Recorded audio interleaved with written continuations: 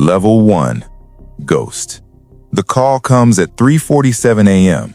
You don't recognize the number, you answer anyway, because somewhere beneath the exhaustion and the ordinary life you've built, you've been waiting for something like this.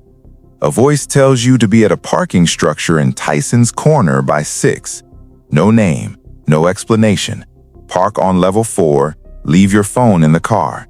You do exactly that. A man in a gray coat walks you to a stairwell. He doesn't introduce himself. He hands you a laminated badge with no photograph, just a 9-digit number, and tells you it means nothing outside this building. You clip it to your jacket and follow him through a door that requires 2 separate key cards to open. Inside, it's quieter than it should be. No windows, fluorescent lighting on a dimmer. The air smells faintly of recycled oxygen and old paper. You sign 3 documents you're not given time to fully read. You are instructed to speak only when spoken to. You are assigned a cot in a room with 4 others who don't make eye contact.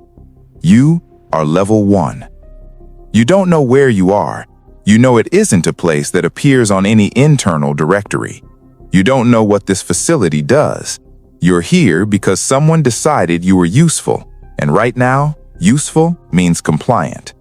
Your first task is to monitor a hallway for 6 hours and log every time a door opens. You do it. You don't ask why. You learn quickly that questions cost you something you haven't been assigned yet: trust. And trust is the only currency here that moves anything. You go to sleep that night feeling like you've stepped through a membrane. The world you came from already feels slightly far away. Level 2. Runner. 3 weeks in, they give you movement. You carry sealed envelopes between rooms. You transport hard drives in foam-lined cases. You escort contractors to and from a room on sub-level 2 without ever entering yourself. You're a circulatory system, moving things through the body of this place without understanding what those things are. You learn the rhythm of the facility. You learn which guards nod back and which ones don't.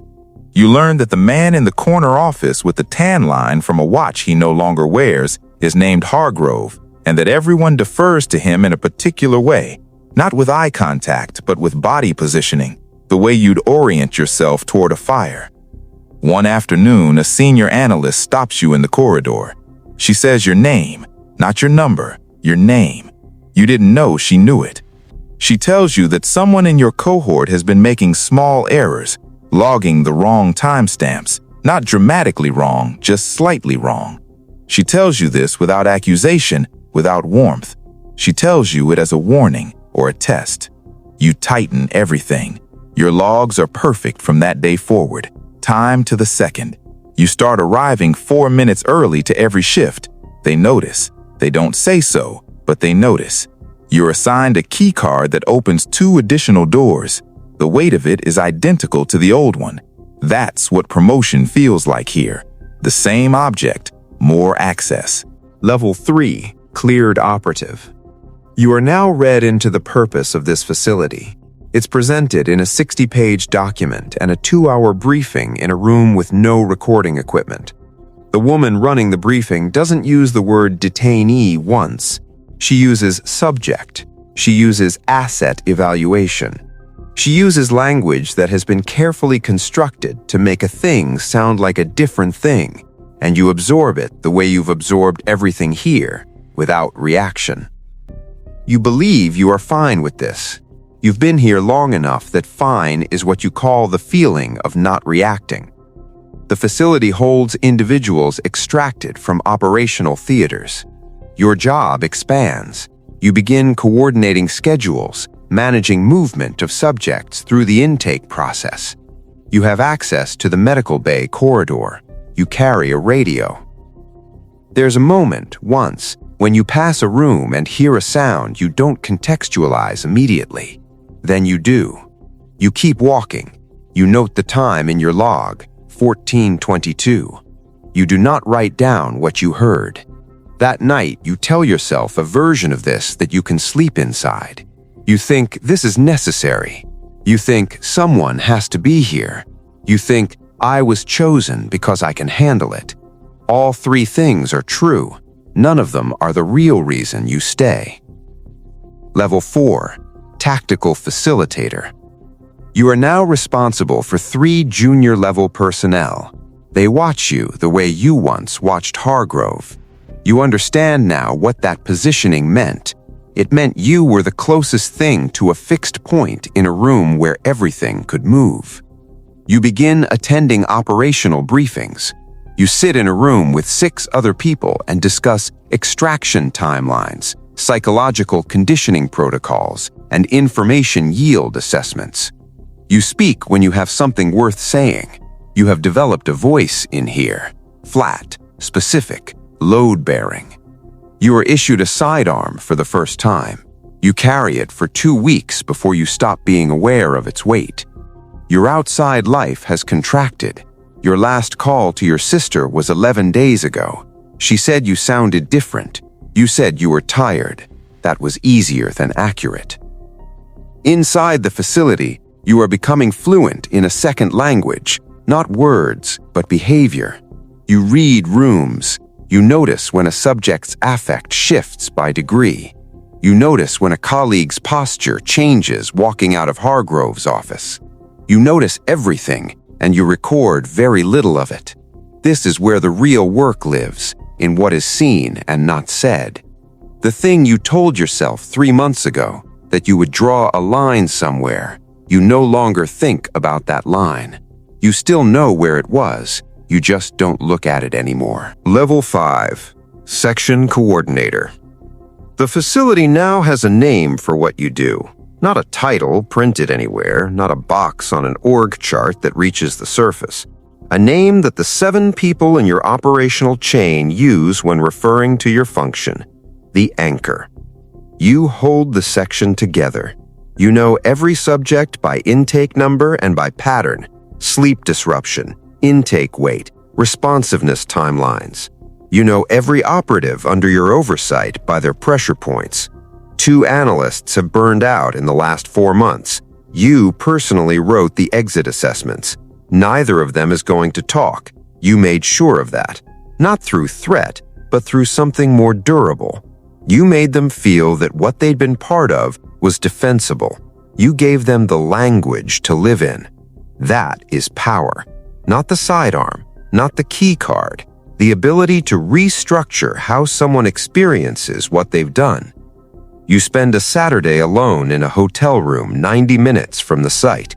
You order room service and watch 3 hours of television and feel almost nothing.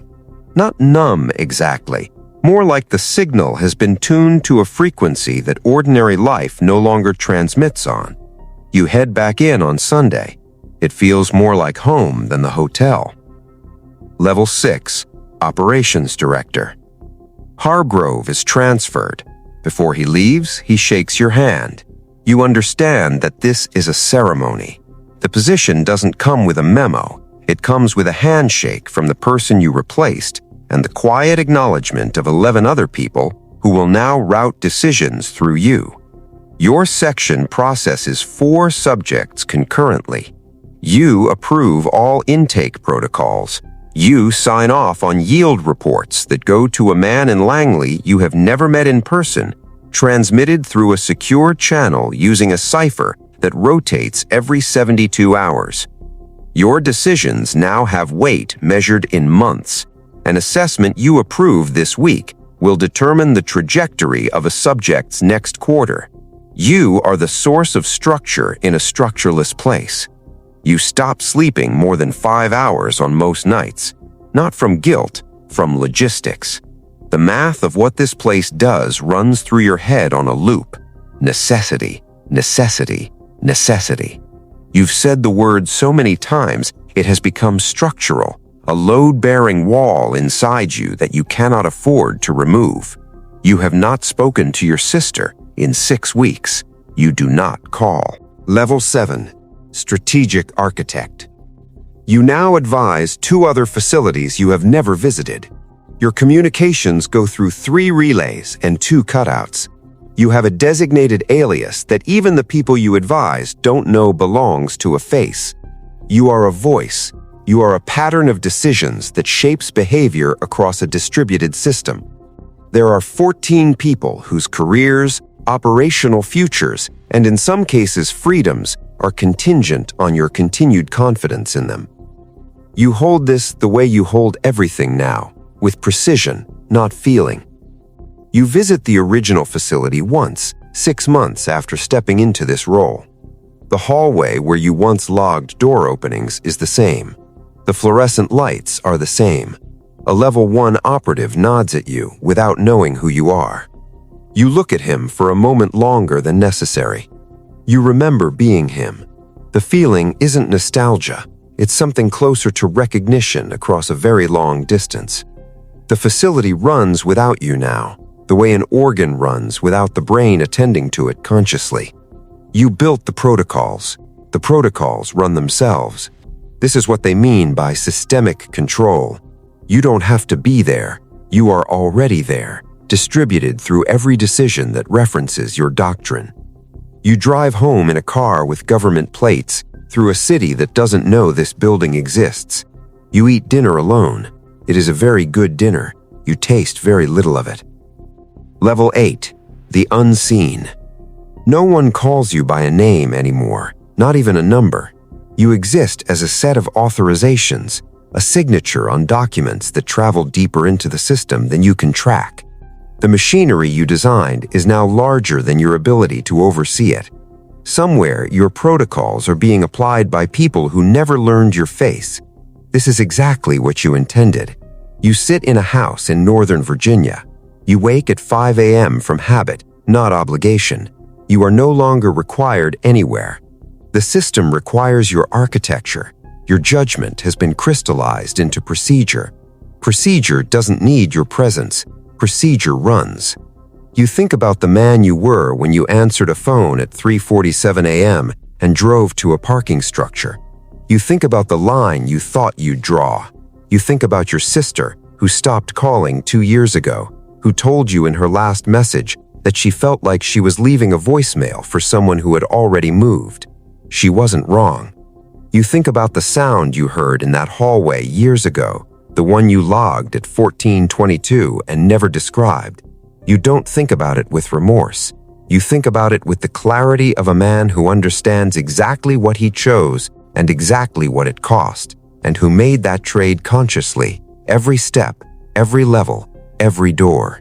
That is the thing they don't tell you at level 1. It's never forced. Every door, you opened it yourself. The house is quiet. The coffee is hot. Outside, the city moves. Somewhere in Tyson's Corner, a parking structure sits mostly empty at 5:50 a.m. A car pulls onto level 4. A man inside it sits for 2 minutes before killing the engine. He leaves his phone on the seat. He thinks he understands what he's walking toward. He doesn't, but he will.